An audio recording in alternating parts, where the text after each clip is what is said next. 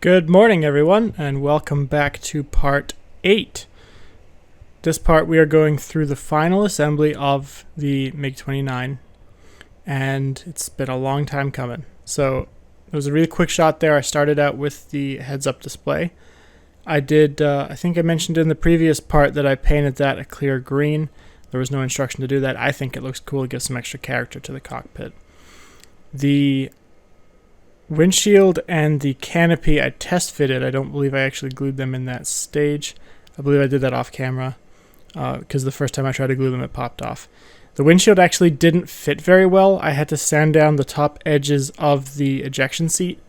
I just had to take a little bit of material off there, touch up the black paint there, and once I did that it fit just fine. So it really wasn't an issue. It was just a quick thing that had to get fixed. So keep that in mind if you're building this kit. Engine nozzles, not a great fit.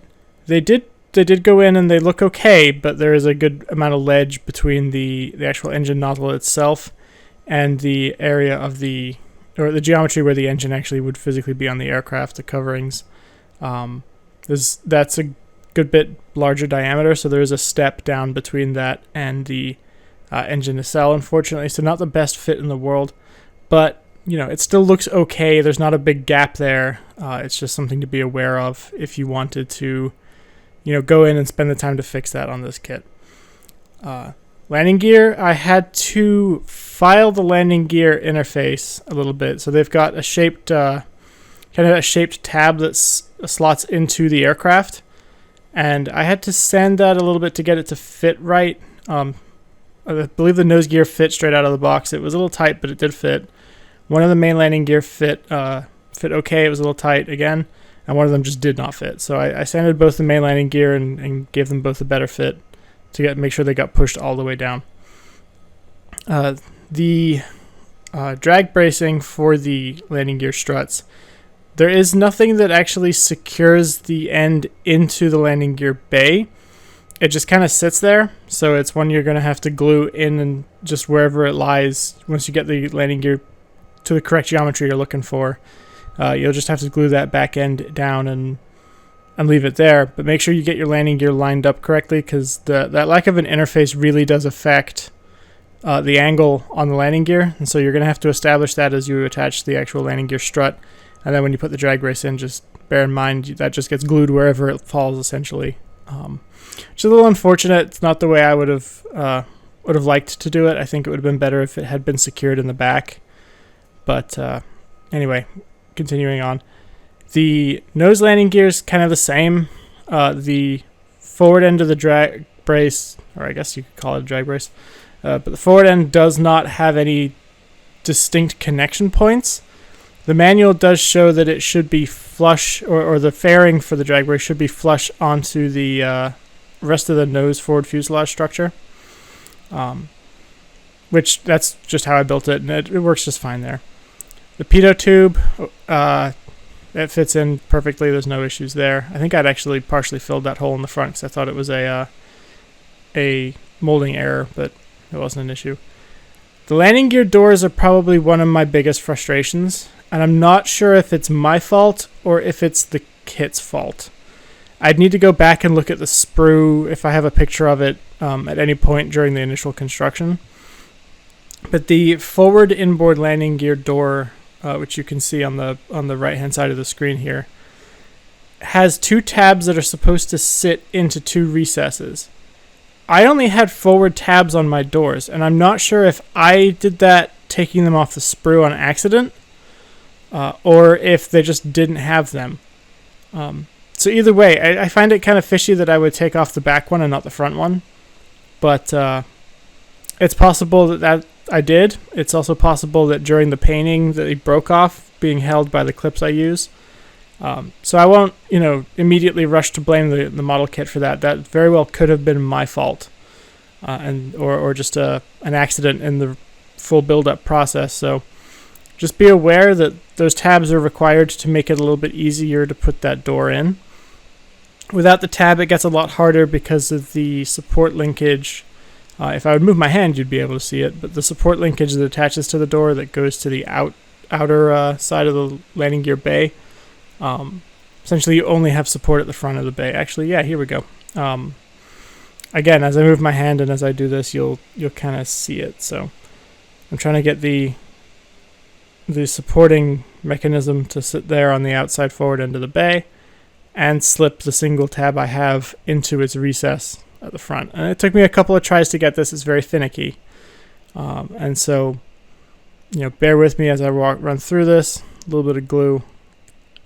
I did switch to using the Tamiya Extra Thin for this. I think that's the first time I've really used it extensively, and it worked pretty well. I think had I been using my my other glue, I think it's a CA glue, it would have taken a significantly longer time to dry, so I was glad for having a quicker setting glue for this application.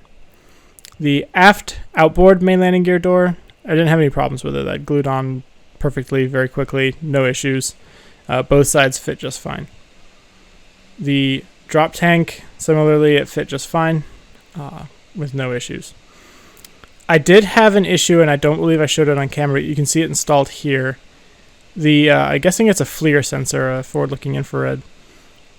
It was very difficult to get that to attach. So what I ended up doing was taking a piece of tape, attaching it to the front, laying it in place, and then putting a little bit of glue on it. It was very difficult, and then I had to let the glue set before gently pulling off the masking tape. It worked. It wasn't ideal. It was pretty finicky to get it on there, but I didn't have a better way to do it because of the way it's rounded out. It would have just slipped out of the tweezers or forceps, whatever you're using. The pitot, I'm guessing they're a secondary set of pitot tubes. They also were a little finicky, but they weren't too bad because the geometry allows them to be picked up a lot easier. So I didn't really have any issues with that. Here we are putting all the missiles on their respective pylons. Not super difficult. I will say the smaller, shorter range heat-seeking missiles, they do have a double stacked pylon.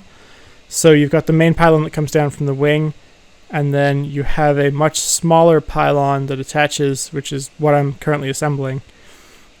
So that pylon slots into the side of the other pylon, which is the furthest at the top right, that has kind of a little tail on it.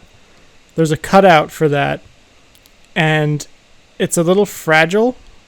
It does go together pretty well, but when I was transporting the model to where it was going to stand, I did accidentally grab both of those pylons with my fingertips, and I broke both of them off. It was a very quick repair, but it's just something to be aware of as you are moving this kit around. It is something that can be an issue for you. So with the installation of the missiles, that will be the full assembly of this kit, and essentially the kit will be completed. There was another drag link that I didn't install on the aircraft at this point, which I referenced in the previous video. It's the one part of the kit I missed, and so I went back after looking at the instructions, found it, and then just painted it really quickly and put it on. So it's on the plane now, but I do not show it being put on there. It's kind of an A-frame brace that goes in the back of the nose landing gear and sits down in the bay. Again, it's finicky to put on once the aircraft's fully assembled. Just because of the geometry around the inlets, it's hard to get or to manipulate it down into the landing or to the nose landing gear wheel well. So it does go in though, but it's something you're going to have to take your time with and have a lot of patience. So as we're getting towards the end here, let's go ahead and wrap up some finishing thoughts about the kit. So this kit originally started in 1988. It's been through several new boxes, and it's gone through a couple of new decal sets, all the way through the latest release in 2013 by Revell. The kit's listed as a skill level 2. I believe that's on a 5 skill or a 5-point scale, if you will. So for an entry level, it's really a pretty good kit, I would say. I've obviously had some commentary about the surface finish quality, not necessarily finish, but the surface detail quality of the model kit. And honestly, being a skill 2 and being a more entry-level kit, I can't really fault it that much, right? it's something that I could have gone back and added that surface detail if I really wanted to. And, more experienced modelers are doing that. But if you're just trying to get into this as a new hobby and you're not looking to go too crazy with it, I think this model kit actually is pretty perfect for what it is. It's pretty perfect for an entry-level, relatively low-cost kit. Now that we've completed the model, it's time to assign it a score for a rating. For ease of assembly, I gave it 3 out of 5 USAF roundels.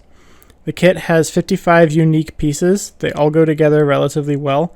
There were some fit issues I didn't like, such as the inlet covers for the forward inlets and the way the engine's assembled, but for the most part, everything else was very good for a skill level 2 aircraft. For kit quality, I'm going to give the kit 2 Ukrainian Air Force roundels. Overall, yes, the kit was fine, again lacking the surface detail that other comparably priced model kits of the MiG-29 have, such as Academy's 1-48 MiG-29. I think that really lets this kit down. For the value, what you get per dollar for this, honestly, I'm thinking I'm going to give it a 2 RAF roundel out of 5 as well. Realistically speaking, as I just mentioned, there are other kits for similar price points out there that have more surface detail on them that are just going to be worth more as far as final quality is concerned. This kit as built was $40 for the actual kit. The decals were $26, and the masking to do the paint was a further $19, which brings us overall to $85. And realistically speaking, I think that's a pretty high price point for doing this kind of paint work and everything to the Revell kit. I honestly believe I would have been much better served had I gone with a higher detail kit and applied the decals and the masking to that. So in the future, maybe that's what we'll do. Kind of going back and rating myself here, there's a number of things that I would look to improve the next time I do one of these kits. I really would like to focus doing better on weathering, doing better on panel line scoring, and getting the canopy to be clearer. This kit, I think, represents a big progression in my skill, but these are the things I would like to do better. Otherwise, thank you everybody for following along with this build. I will do an additional part, which will be the full assembly. I won't do any talking. I've already given it its rating. And so for the MiG-29, this is the last time you'll hear my voice. Thank you everyone for watching. Please don't forget to like and subscribe if this is your kind of thing. And everybody have a great day.